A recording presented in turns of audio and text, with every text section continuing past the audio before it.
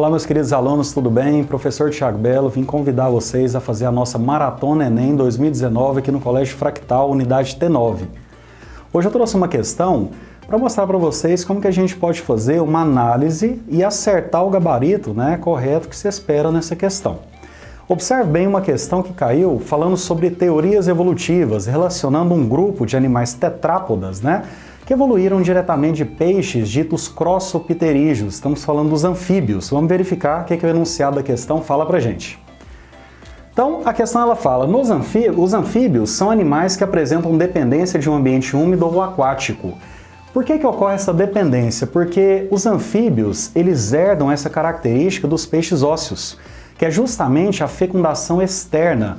Existem alguns grupos de salamandra que podem realizar a fecundação interna, mas no geral os anfíbios, eles são animais dependentes da água para a reprodução. Por isso que o termo é anfíbio. Anfi significa duplo, bio significa vida. Sempre eles estão na transição do meio aquático para o meio terrestre. Ou seja, qualquer anfíbio ele sempre vai depender da água para duas funções básicas. Primeiro, para manter a pele úmida, visto que esses animais eles realizam basicamente a respiração cutânea, podem fazer também a respiração pulmonar, porém os pulmões dos anfíbios não são tão desenvolvidos assim como ocorre nos répteis, por exemplo. E para que ocorra a difusão dos gases, é fundamental que a pele esteja úmida. Por quê? O oxigênio e o CO2 só se difundem no meio aquoso. O segundo motivo é justamente a dependência da água para a reprodução. E um outro detalhe também, como o ovo dos anfíbios não possui a casca calcária, uma característica que vai aparecer em répteis e aves, só que após o surgimento dos anfíbios, assim, ao longo de milhares de anos, eles precisam depositar esses ovos num ambiente que seja úmido também, para evitar a desidratação do embrião que está lá dentro do ovo. Nesse caso, olha só, nos anfíbios, a pele é de fundamental importância para a maioria das atividades vitais, tais como, por exemplo, a respiração e a reprodução, que eu citei para você aqui agora. Apresenta glândulas de muco para conservar-se úmida, favorecendo as trocas gasosas e também pode apresentar glândulas de veneno contra micro-organismos e predadores. Por quê? A maioria dos anfíbios, eles são considerados animais venenosos e não peçonhentos. Uma serpente, por exemplo, ao mesmo tempo que ela é venenosa, ela é peçonhenta, porque ela tem a capacidade de produzir o veneno e inocular, aplicar o veneno na sua presa, coisa que os anfíbios não têm essa capacidade. Porém, muitos anfíbios eles acabam absorvendo substâncias tóxicas no meio e conservando isso na pele. Por isso que a maioria dos anfíbios são venenosos, Principalmente alguns anfíbios, tais como as pererecas, que podem concentrar uma grande quantidade de toxina em sua pele, evitando assim, como a questão fala, a proliferação de micro-organismos e também o ataque de um determinado predador. Agora é muito importante, após qualquer questão de biologia do Enem, você vai sempre ler o enunciado e depois a gente vai observar o comando da questão. O comando da questão é sempre aquele textinho que vem logo após o enunciado da questão, como aqui está falando pra gente, Segundo a teoria evolutiva de Darwin, falou de Darwin, você vai lembrar da seleção natural. A seleção natural foi observada por Darwin, que inclusive foi influenciado por Thomas Malthus, em sua época.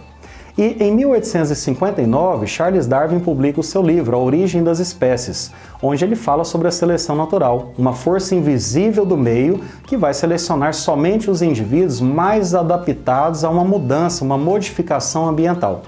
E é justamente a seleção natural, essa força invisível, que vai atuando na população, naquele conjunto de indivíduos que pertencem a uma determinada espécie, selecionando aqueles que são mais resistentes, aqueles que conseguem se reproduzir mais, aqueles que conseguem mais alimento, aqueles que são mais adaptados ao meio. Nessas questões, o autor ele vai querer confundir a gente com as teorias evolutivas, Ele vai querer colocar aí coisa do Lamarck, que veio antes de Darwin e em 1809 ele publicou o livro A Filosofia da Zoologia, onde ele falava da lei do uso e desuso, E a gente sabe que é válido para algumas coisas, mas não para explicar toda a evolução. Após ler aqui o comando da questão, vamos verificar o que ele fala pra gente.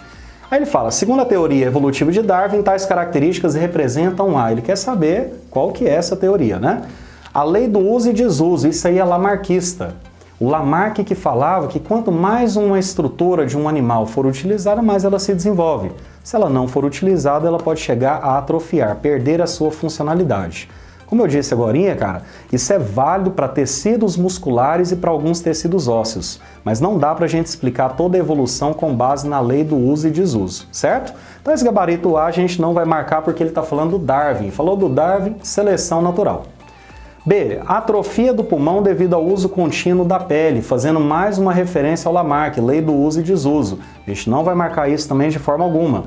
C. Transmissão de caracteres adquiridos, mais uma característica lamarquista. Lamarck acreditava que, à medida com que o organismo ia vivendo, ele poderia utilizar mais de uma estrutura e outra, e essas características seriam automaticamente repassadas à prole, aos filhotes desse indivíduo, coisa que a gente sabe que não acontece de forma alguma. Então esses três primeiros gabaritos aqui, ó, A, B e C, eles estão dando para nós uma ideia lamarquista da evolução. Só que o comando da questão está pedindo uma ideia darwinista, que é a mais correta para a gente explicar todos os processos evolutivos que ocorreram com os seres vivos. Vamos ver o próximo aqui, ó. Futura extinção desses organismos, pois não estão adaptados. Essa é aquela típica alternativa do Enem que deixa você um pouquinho balançado, só que gente, não tem como eu garantir que vai ocorrer a extinção desses organismos, já que eles são organismos, né, de mais de 400 milhões de anos. Se fosse isso, eles já deveriam ter sido extintos, se eles não fossem adaptados, né, ao meio ambiente. Qualquer espécie que não é adaptada ao meio, a seleção natural vai provocar a sua extinção. Mas não tem como eu afirmar exatamente isso, não tem como eu fazer essa previsão, certo? Eu tenho que trabalhar com dados reais. Vamos verificar a última alternativa, que vai ser o gabarito correto.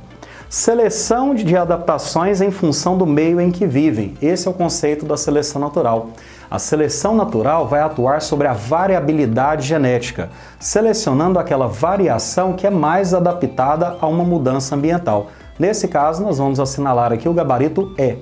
Convido você a fazer a maratona comigo e com os demais professores, né, dessa escola, que é uma das melhores, se não for a melhor escola de Goiânia.